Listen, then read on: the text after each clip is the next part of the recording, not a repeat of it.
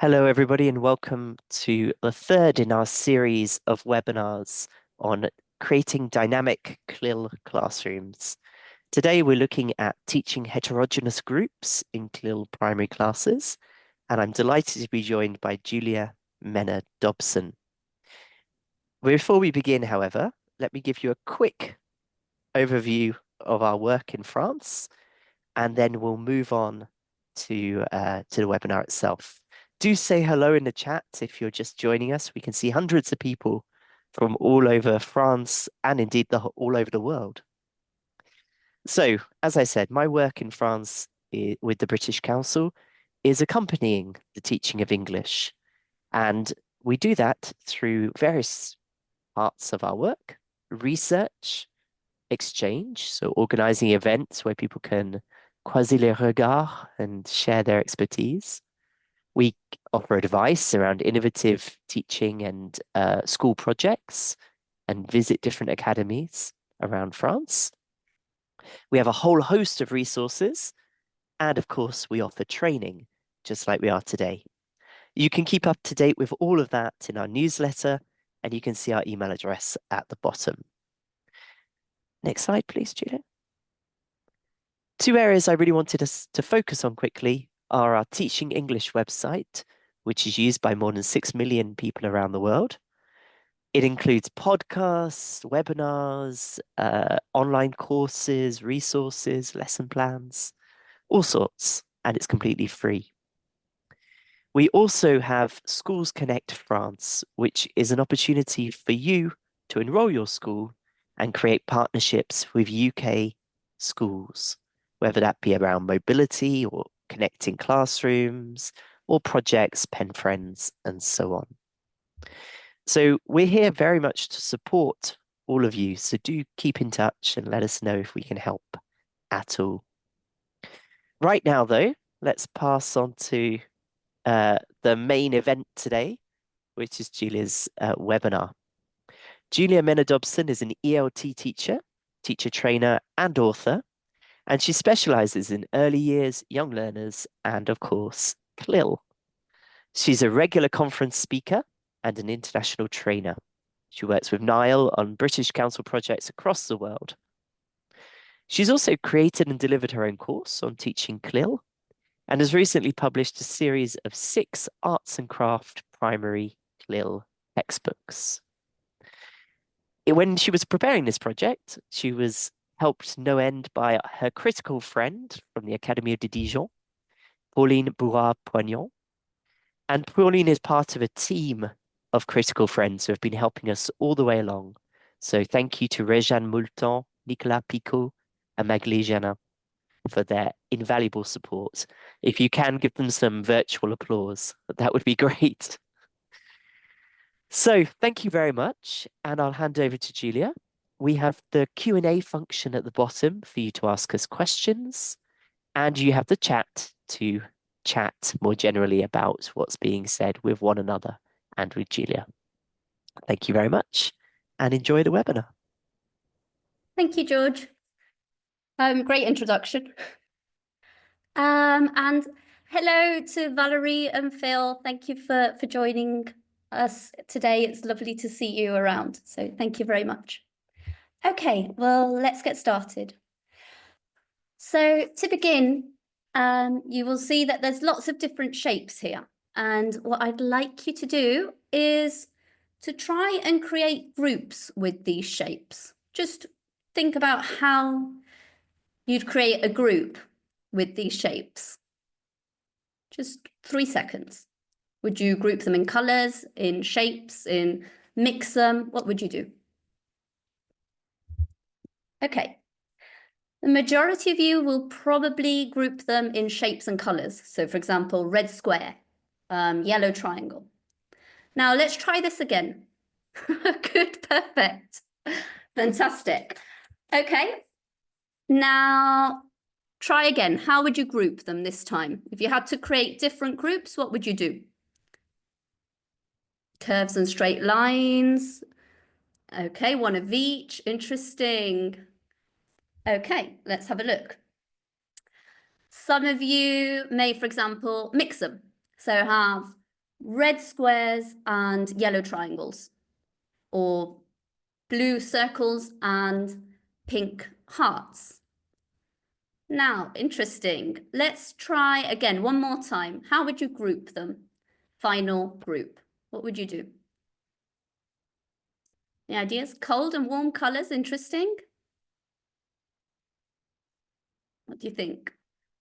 Each group with one of each, and that is exactly what we're going for. So here we'd have one of each. Some of us have decided to have one shape, one color in each group. And they're smaller groups, but we're all mixed together, no? And this is what we're going to be trying to do today. We're going to try to create one heterogeneous group within our classroom. And the reason we do this as social creatures is we try to organize things and divide things. But in our classes, our intention is to do completely the opposite. We want a nice and comfortable atmosphere to work in. And we do this because it's a survival instinct. We want to keep our things organized, and we want to be with people that we feel safe. This can be regarding our beliefs, our interests, our personalities. But we're going to try and do completely the opposite. So let's get started. To do this, we are going to ask ourselves who our learners are in order to understand how we can help them, and how CLIL in particular can make it very easy because of its strategies, and how it can make us create this cohesive and harmonious group. So let's begin. Who are our learners? I will calm down. I'm just starting. Just give me a second. So let's have a look. When we think of our learners, the idea that we all have the same life is false. Our race, class, gender, they all shape our life chances and how we are in very different ways. This is something that Kimberly Crenshaw, I may be getting the pronunciation wrong, please excuse me, but she is an amazing lawyer, civil rights advocate, and intersectional feminist. So this is one of the things that she investigated a lot, worked on to try and create equal chances for everybody in education. And lovely to see you, Geraldine. Thank you for coming. Okay. So as we're saying, all these different things can form our identity, our race or ethnicity, our gender, age, sexuality, disabilities, culture, class, religion. So I'd like you to think about yourself for a minute and think what forms your own identity. For example, I'm half Spanish, half English or British, which would probably make me white. I consider myself female, so that would be my gender. I am relatively young, so age has a lot of different repercussions in my work or in how people perceive me. So think for 1 second, what makes you you? Gonna give you 30 seconds.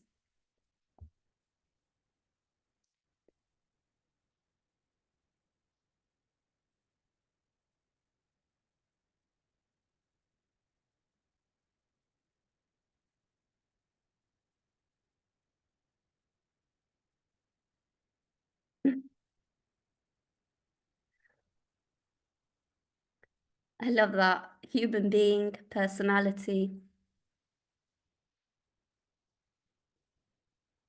Absolutely. We all are humans, no? At the end of the day. So all of these aspects. Hello. Hello, Catherine. Nice to see you. So all of these aspects, we need to consider that our learners may be coming from different backgrounds. They may be experiencing life very differently. And they also may be affected by pressures in modern life. For example, they may be affected by their parents' economical worries because they're new to school or to a classroom. They may be worried about the environment, social media. We all know what a big issue cyberbullying is at the moment in our classrooms. There may be refugees, asylum seekers, experiencing trauma, perhaps, and they may have learning differences. Let me tell you a little bit about learning differences. Learning differences are basically how our learners learn and the rates or how quickly or slowly they learn. Now, this also takes into account our learners' motivation, their aspirations, interests, experience, and their strengths and needs, which is something that we're going to be concentrating on a lot today. These are the main learning differences we encounter in our classroom today. Dyscalculia, dyslexia, ADHD, which is attention deficit and hyperactivity disorder. You may notice that I'm jumping around and moving quite a bit. Tourette syndrome as well, ASD, which is autistic spectrum disorder, and dyspraxia. These neurodiversities or learning differences can affect organization, memory, concentration, and time management, all of factors which are incredibly important within a learning environment. However, there's also a lot of positives. They're creative, original, and very determinate individuals. So all this is very well, but how can CLIL help us? So let's have a quick look at what is CLIL for you. So if you can add in the chat box, please, what would you consider the most important features of CLIL? Just very quickly, for example, language, content. What is CLIL for you? Dare. Interesting. Opening to the world, curiosity, adaptation, communication. Oh, this is very fast. Scaffolding, good. I've seen inclusive, open-minded, communication, culture. Lovely. Okay, let's see. Very quick. Content and culture, discovering. I love that word. Thinking skills, fabulous. Learning differently. Yes, quite right. Creativity, beautiful. And fun. I love that. Okay. Fantastic. Links between subjects and discovering. So let's have a look. All great answers, by the way. However, according to Mehisto, Marsh and Friggles, these are the specific criteria of CLIL. So we have multiple focus, as you know, language, content. So we're looking at a subject from multiple points of view. The learning environment, which should be safe and enriching. Authenticity. So our materials should be authentic and include real life experiences. Active learning, fundamental within CLIL. Learners need to experiment and discover, as many of you have been mentioning in the chat box. Discover this world around them and the new concepts. We're also talking about scaffolding, which you've also mentioned in the chat box. So scaffolding language, content, we'll see a lot about this. And cooperation. We want our learners to interact and to cooperate together and help each other improve. So today we're going to be looking at how these, at how the specific criteria of CLIL can help our learners to create a more heterogeneous group. So let's begin with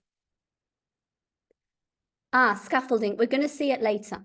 Okay, don't worry. You'll see lots of examples of scaffolding just in a little bit.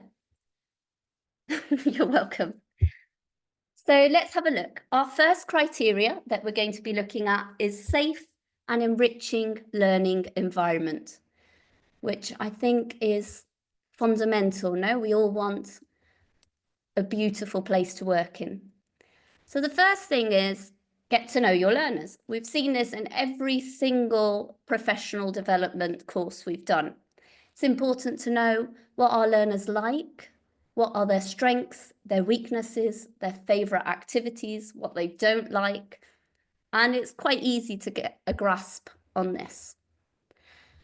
However, do not underestimate the power of feeling heard and seen within the classroom.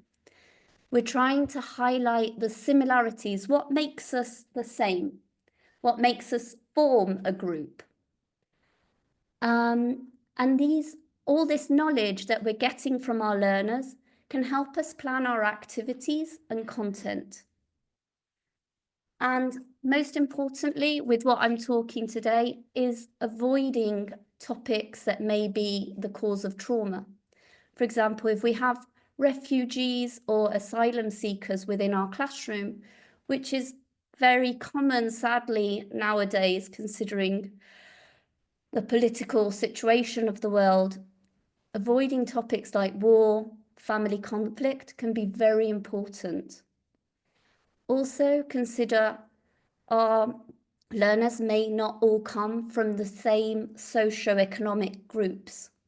So talking about things like overseas holidays may not be accessible to everybody.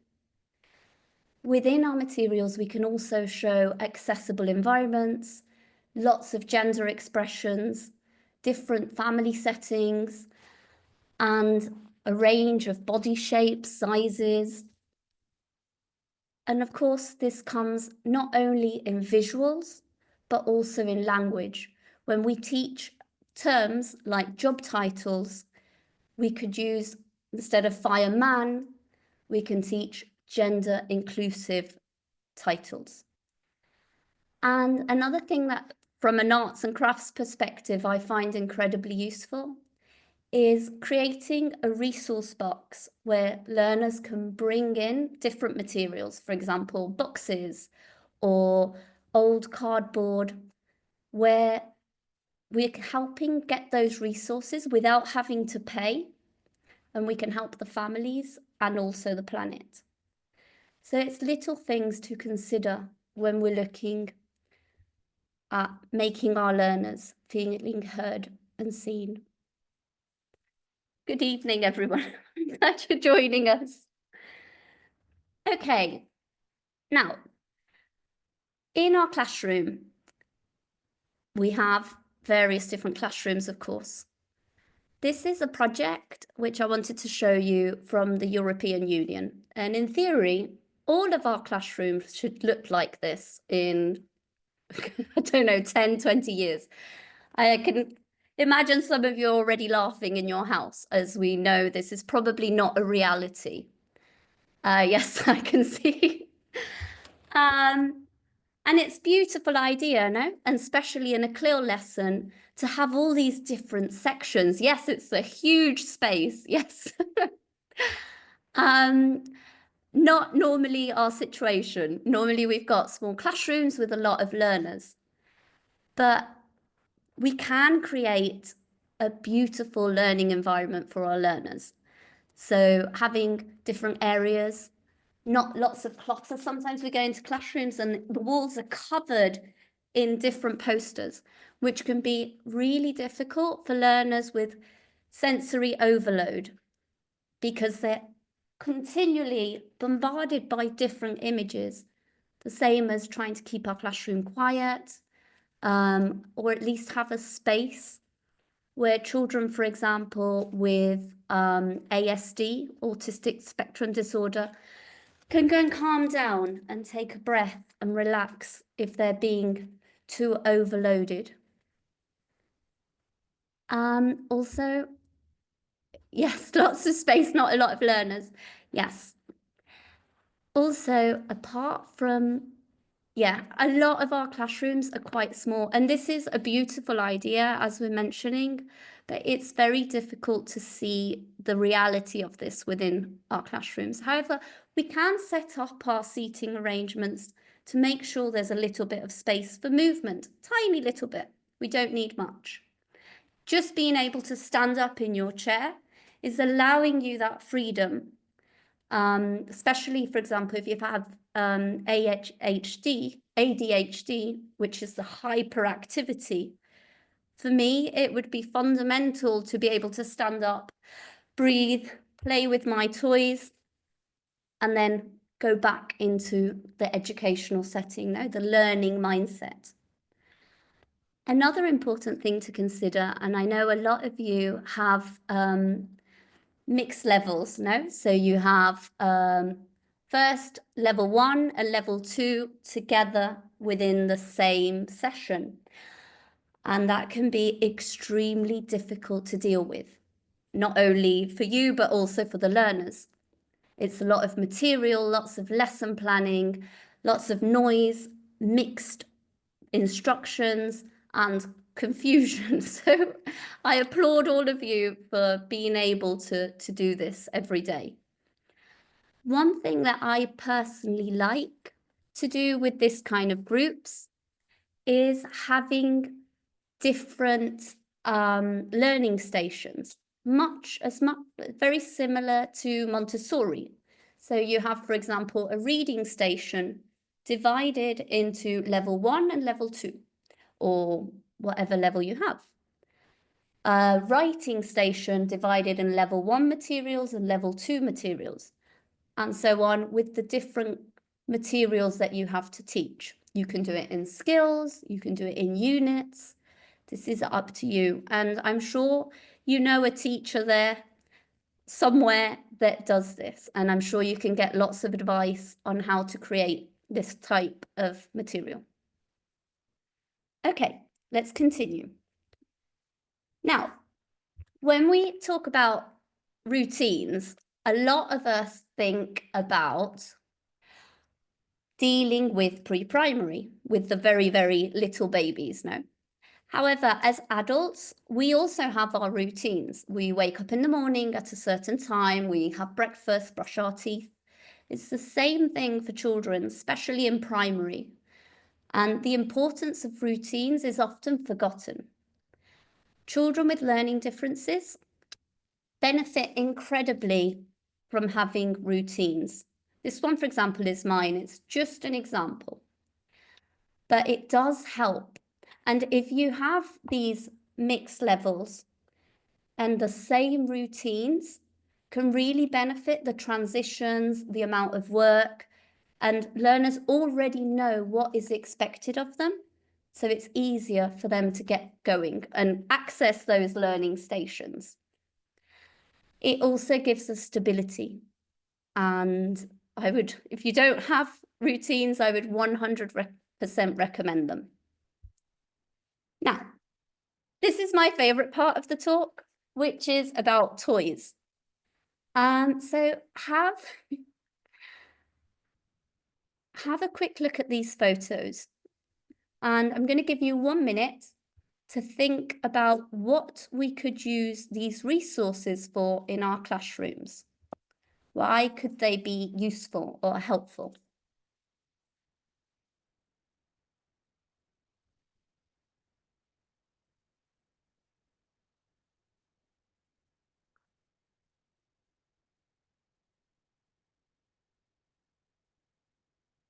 Ah, amazing. I'm getting great answers.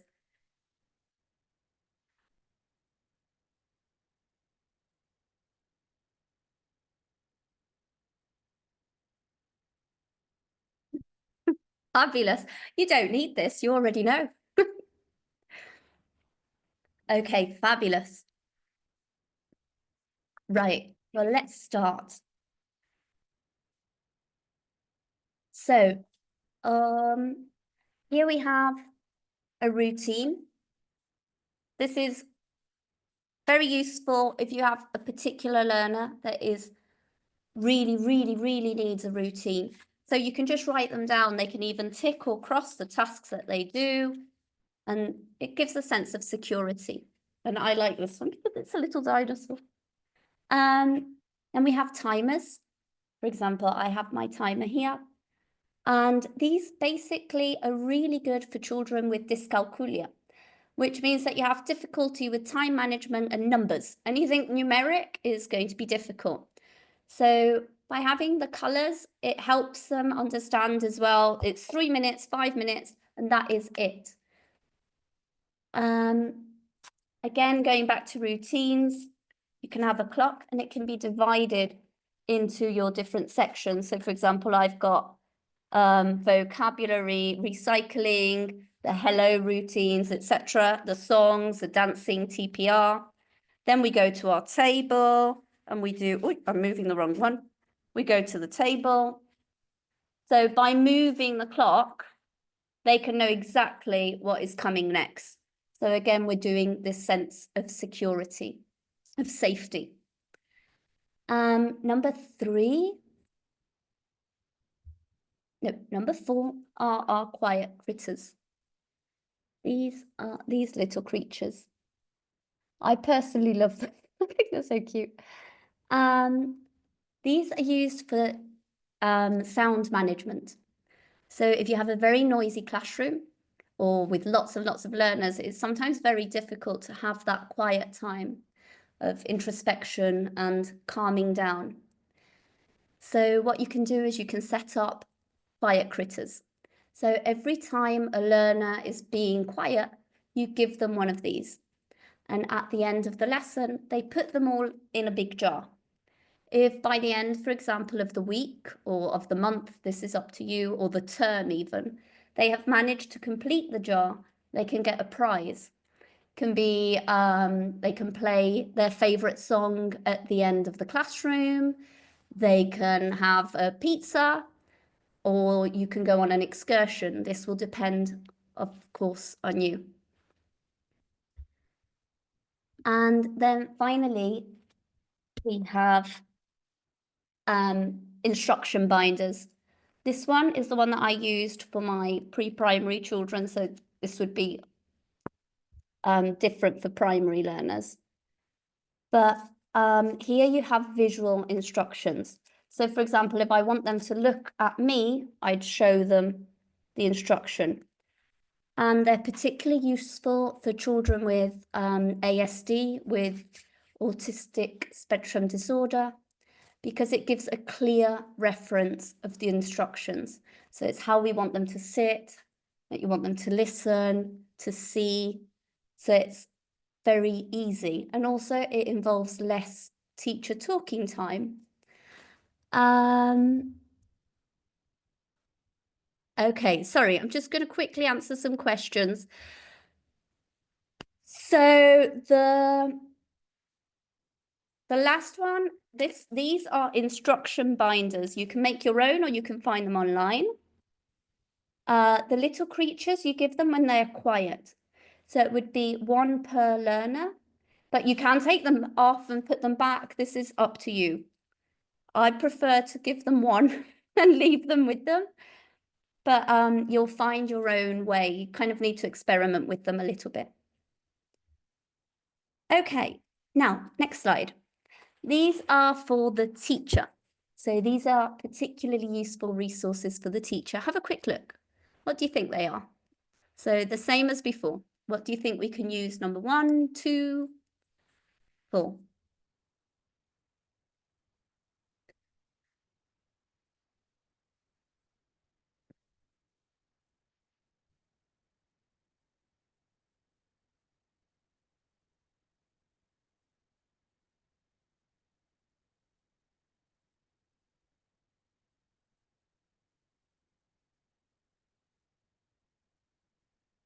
Good.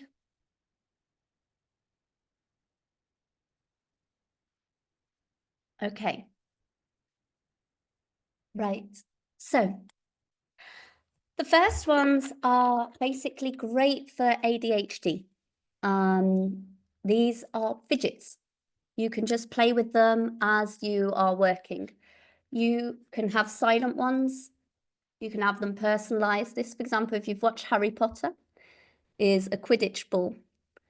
And it is beautiful to look at. It's mesmerizing. Each learner can have their own. I personally think we should all have a box of these in our classroom. So if learners are nervous, for whatever reason, they can get one of these gadgets and just fidget with them. And they don't have to bother anyone. It's better than having the children on the table, which makes everyone hysterical. So these I would 100% recommend, and they're cheap as well. You can even get natural materials to calm down. Number 2 are basically good for any learner, and they're a good way to keep record of the new vocabulary that we teach. They're very simple, but the difference with these is the background is colourful. So you can get them in different colours, and that's very good for children with Erling syndrome, dyslexia, instead of having the white background. Now, this seems very silly, but having one of these can be really useful. It gives a little bit of inclination. So when learners are writing, especially if they have dyspraxia, where they have difficulties with fine motor skills, they can use this, and it gives it a little bit, makes it a little bit easier. Number 4, as you said, are pencil holders. These are very controversial, and it will depend entirely on your learner. Ideally, if you have lots of different varieties, so they can select the one that is best for them. You can buy these on Amazon. You can hunt them down. For example, the fidgets, I've got my little stones and shells that I've been finding along the way. And I'd say this one is my favorite, for example, out of all of them. Much better than plastic, and they're free. Then we have number 5. These are reading overlays, and you put them over text. So for learners with Erling syndrome or dyslexia, they're very cheap. You can get them on Amazon. They're a great resource to have in the classroom. So if anyone needs a bit of help, and especially with CLIL, we have some very long texts, it's quite useful. And finally, scissors. If you've got arts and crafts, I definitely recommend for children with dyspraxia, the special ones, so that they don't have to close the scissor and open it. Okay, I'm going off, so I'm going to have to get on with it. Now, let's have a look at active learning. Oh, sorry, I've just dropped my shell. There we are. Active learning. This is fundamental in CLIL, and it's what makes it fun and engaging for our learners. Active learning is basically trying things out, discovering, playing, and having this social interaction rather than just listening and reading to the teacher. So we're going to do a quick activity. Okay, I would like you all, please, to play this with me. So it's called Just a Minute, and this was created by Bunny Sai, who was an amazing friend of my mother's, and she taught her this activity. So I hope you like it. Okay, I would like you all to please draw a clock that represents a minute. You're going to have 30 seconds to do this. So draw a clock that represents a minute.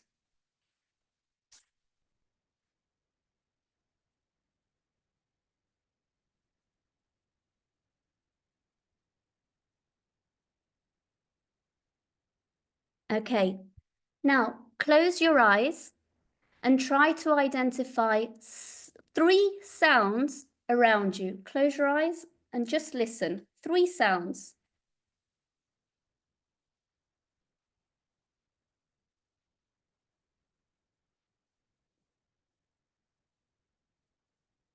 Okay, now we're going to do 5 star jumps. So one.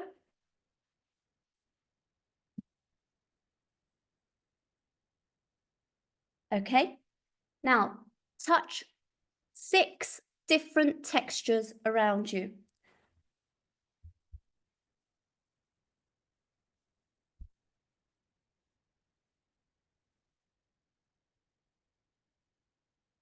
Okay. Now open the window, go outside and smell. What can you smell?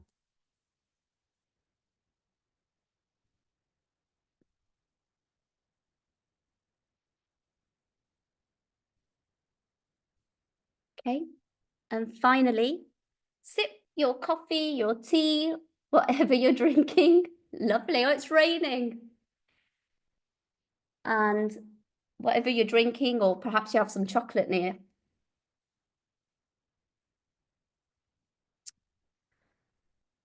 Okay. Whiskey. Good for you. So, one thing that is incredibly useful for children with learning differences, and for any child, to be honest, is to make our learning multi-sensory. And in CLIL, it's really easy because we want them to experiment, to play, to touch, to try. So we can do things like visual learning, trying to get them to watch videos, draw, auditory, songs, listen and do, all of these activities, kinesthetic. So basically getting them to move, no? TPR, total physical response, role plays, we can get them to mime, to act different situations, tactile as well. We can do sensory boxes, we can bring in real materials, mystery bags, olfactory and I can't pronounce it, gustatory is more complicated, as you can imagine, but we can go for walks outside when we go on excursions, picnics, anything fun normally involves food and smell. So yeah, I definitely encourage to try and use the senses. Yes, absolutely, it is. Yes, we need to be careful with the tasting, of course. But yeah, even when you go out, no, if they go out on an excursion, they can share what they're eating. They can talk about it between each other. Now, scaffolding. Everyone was asking about scaffolding. So scaffolding is basically the process that we support our students during the learning. So eventually, well, at the beginning, we start with lots and lots of scaffolding, lots of vocabulary lists, lots of sentences, but slowly we start taking that away as our learners become more independent and they can use the second language with a bit more ease. There are 3 types of scaffolding. So we have verbal, procedural, and instructional. Now, verbal scaffolding is very simple. We do it every day in our classes without even noticing. These are 4 steps. So first we model the activity, then we guide them. No, we might do the first one as an example and then encourage them to continue. And finally, then we start letting them do the activity on their own once they've seen the example. And finally, they do the task. And we can monitor to see if they need help. So this is a very simple way of scaffolding, and we do it every day. Then we also have procedural scaffolding. Here, we have some examples. So, for example, number 1 is discussion with roles. Can you think of any situations, CLIL classes, where you could do a discussion with roles? So we have a team captain, a time manager, someone that is managing the conversation, a note taker, and a presenter to tell the teacher what has been talked about. In sport lessons, lovely. In any group work, yes. in physical education as well. Absolutely. So it's a way of making sure that all of our learners have a role. Because sometimes we have someone that's a bit shy, that doesn't want to speak. So if we give them a role, we're allowing them that opportunity. Then we have jigsaw readings, number 2. Jigsaw readings are a good way of dividing a very long text into shorter parts. So in CLIL course books, we tend to have very long texts. So if we divide it and give it to each group will become experts in their section of the text. Then they go into groups. So you'd have one from group 1, one from group 2, and they share the information. So at the end, everybody has the same information, but have only done the reading of a small section. Yes, exactly, class puzzle. Number 3, this is a fishbowl discussion. Very similar to number 1, however, here we don't have roles. The inside circle talk, the outside watch and listen, and then they switch. Any ideas where we can use this?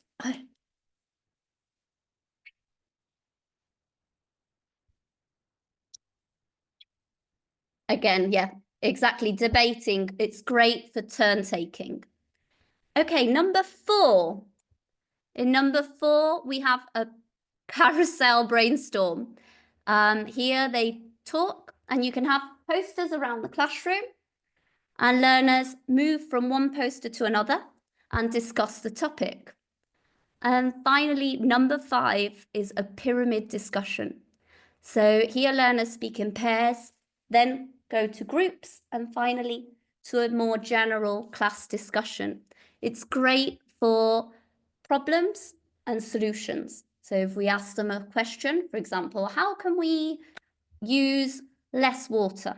They can come up with ideas as a pair, group, and finally a whole class. Now, this is instructional scaffolding. I don't know why this isn't working. Sorry, procedural scaffolding. And again, we have some examples. So number 1 is basically agreeing and disagreeing. So we can have statements if we want our learners to discuss the benefits of AI. And they can say why they agree, why they disagree, but they have help. In number 2, we can also have visual scaffolded instructions. So the learners can listen, for example, to the layers of soil and complete. It's easier because they have the visual. Number 3, again, it's a text, but it has a picture and words that are highlighted to help them understand what the text says. So don't forget how important these things can be, how much a simple image can help us. Or in number 4, you have a writing frame or speaking frame, it's up to you, where learners, for example, can compare the differences between cells. So it's a very simple way of showing them what they need to think about and concentrate on. Now, cooperation, this is another of our specific criteria. In cooperation, we need to think of the importance of getting our learners to work together. We've seen different interactions. However, in our mixed levels, we can also get them to help each other. For example, the higher level can help the lower level. So level 2 can help level 1 with the more difficult tasks or concepts that they're not quite understanding.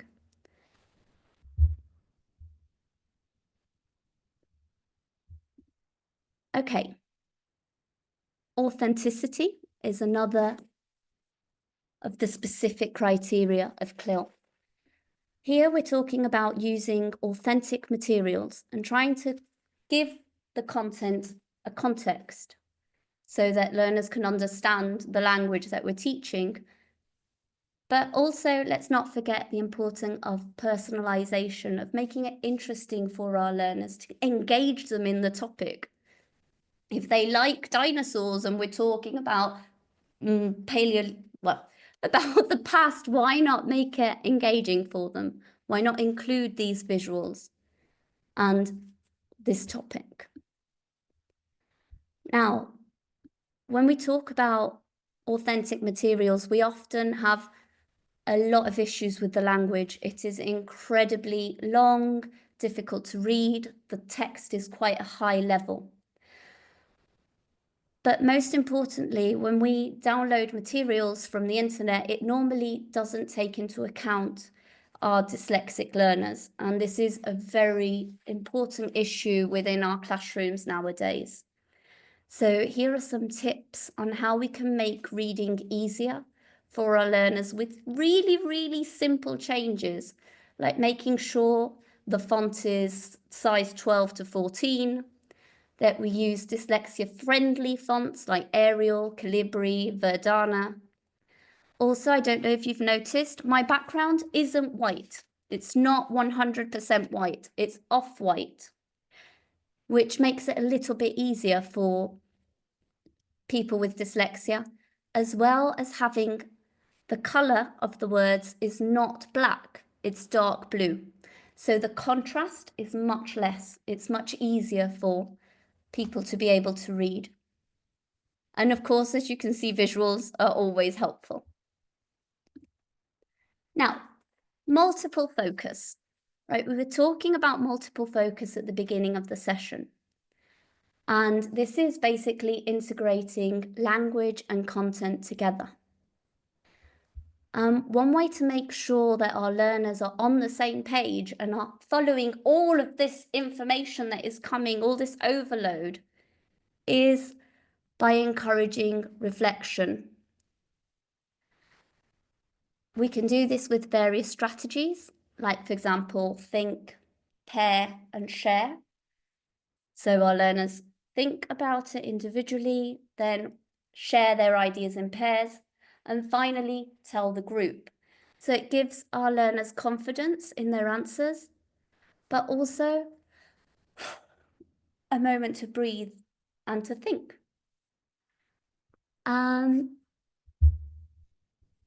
What other things? We can do checklists. What about number 3? How do you think we could use number 3 within our lessons to encourage reflection? How can we get our learners to reflect with all these emotions? Any ideas?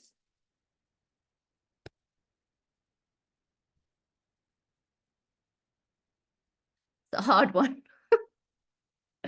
Understanding or not? Yes, absolutely.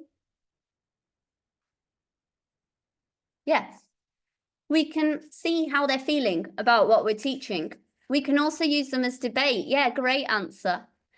To begin the day as well. Lovely, yes, to see how they're feeling, which affects incredibly in our lessons. No, if someone's really nervous, might be very difficult to deal with that learner today. So getting a little bit of a grasp.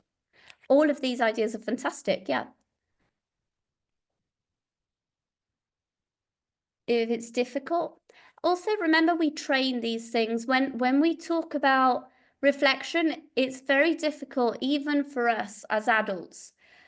Reflecting on our feelings, on how much we know about something is quite complex. So by slowly doing it, we can help them improve. Also, very similar to the emotions, we can have cards, and you've seen these in course books with happy, sad, etc. So they can talk about, just place it on the board, on the table. They don't have to tell the whole group.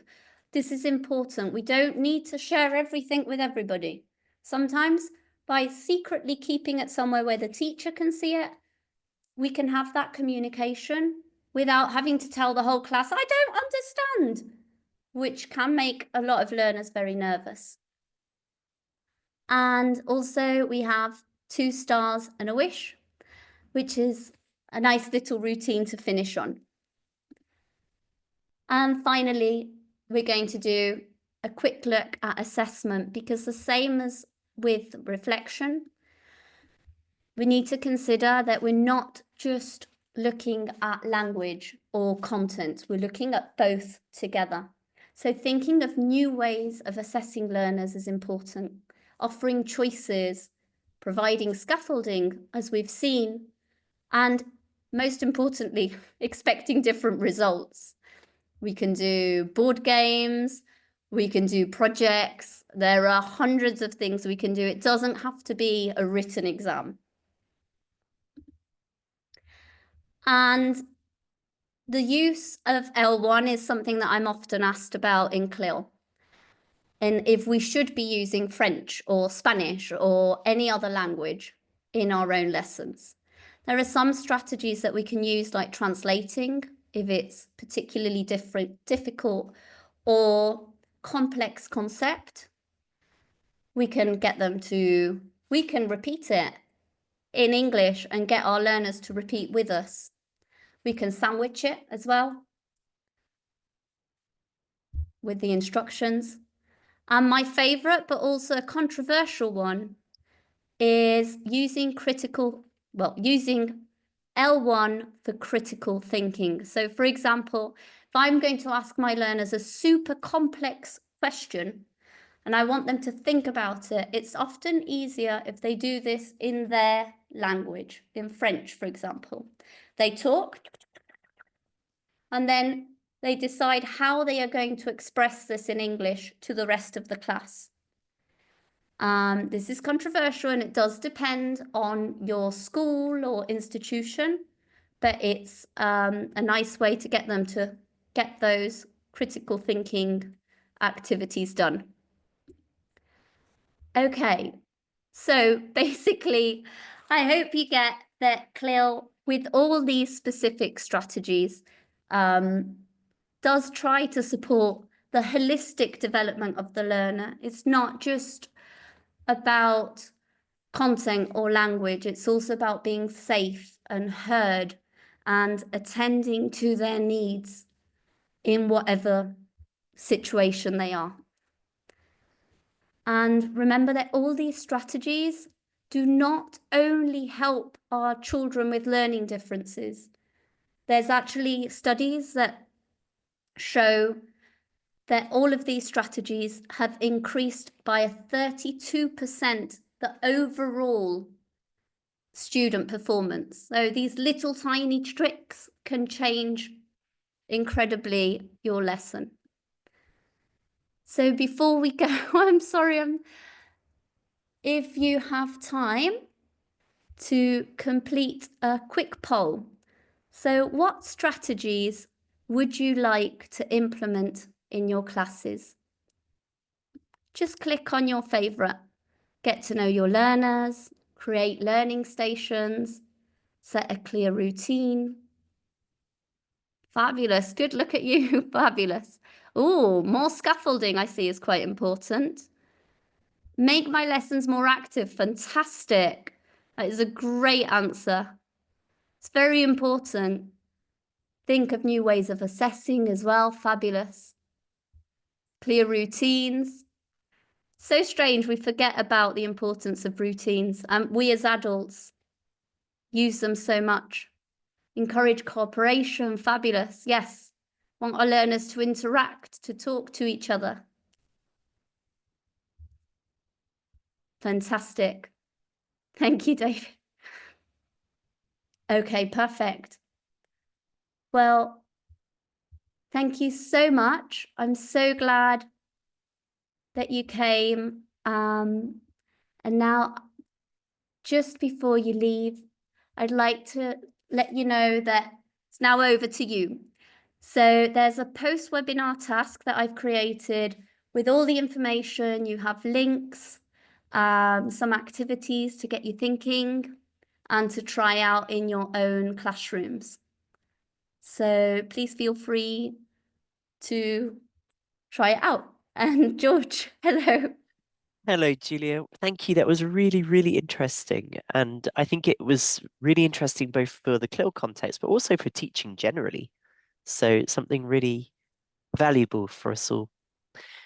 Now, before we ask and answer the questions, on the screen you can see the link to complete the feedback form.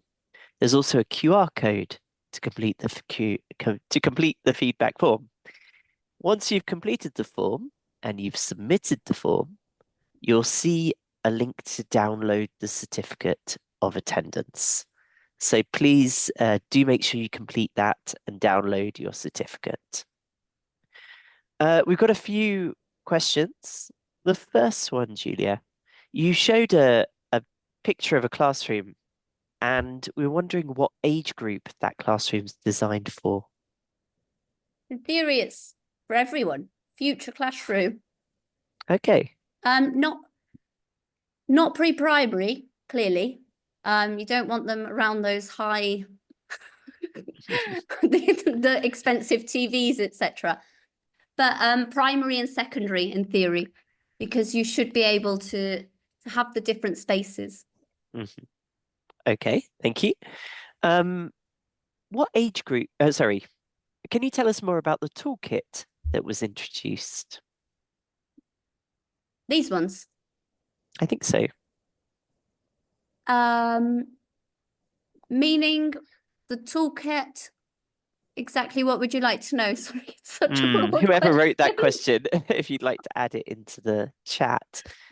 But yeah, the question was, I'd like to know more about the toolkit. Okay. Well, personally, I think that there are some things that we can have within our teachers' classroom that are easy to access and not expensive either, because sometimes these materials are, but a lot of them you can make. So the quiet critters, for example, I made myself, and I had quite a lot of fun making them, to be honest. The same as the binder, the routine clock, and we can just have them in a drawer in our classroom, and if they're necessary, we can use them. And if not, I, for example, use them all. I include them in my lesson because I find that they're useful. Okay, brilliant. Thank you. Could you just go back to the last slide so we can see the QR code as well, please? That'd be great. There was one other question that was asking about whether we could provide some recommendations for books about total physical response and other subjects. The quick answer to that is that if you go onto the Teaching English website, then you should be able to see a whole list of resources. I'll put the link in the chat. You can see a whole set of resources. You can see recommendations for articles about these topics and so on. So I strongly encourage you all to do that. If there are any other questions, otherwise, I think we'll leave it there. So thank you so, so much, Julia. It's been Thank you lovely to so have much for you. having me. Thank you to Susie for all your support as well. And we'll see you all again next week for the last in our series, all about assessment in CLIL classrooms. Thank you very much, everyone. Thank you. Goodbye.